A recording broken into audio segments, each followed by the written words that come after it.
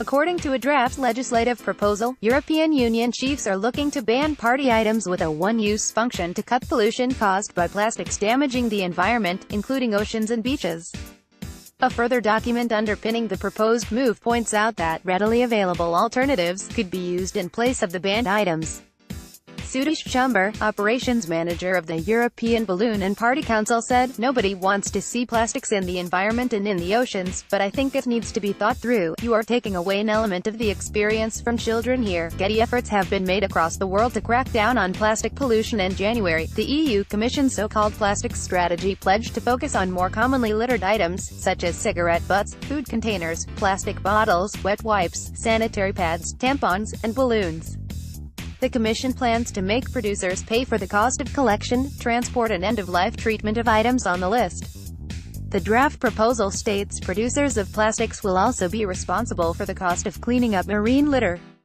They are also responsible for awareness campaigns against littering.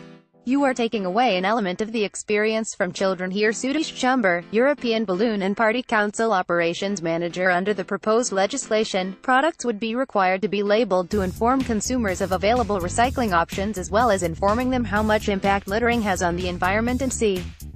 An EU spokesman said, "The aim is not simply to propose the restriction of the use of specific products, but to propose a set of measures to encourage better disposal of single-use plastic items and encourage the European industry to contribute to their cleanup and recycling costs." But the thought of banning single-use plastics has long caused concern for businesses, who argue that focus should be put on educating the public rather than targeting items.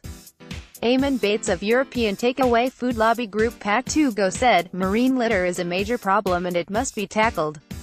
But product bans are not the solution. This commission is simply looking for a few fall guys for the press headlines rather than action based on evidence." Mr. Bates said, "For sure, producers must take their share of responsibility in affecting change, but making them pay for marine litter cleanup is an easy way out for this commission." However, Britain is leading the way.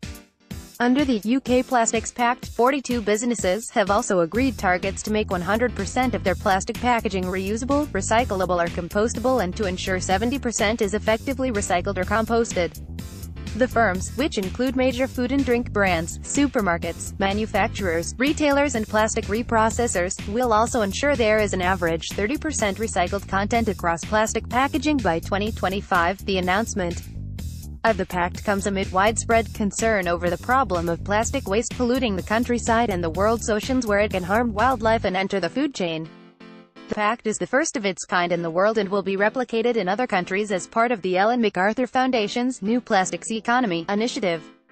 The BBC announced in February that it would ban single-use plastics altogether by the year 2020 after documentary Blue Planet 2 explored the effects of plastic pollution on the planet.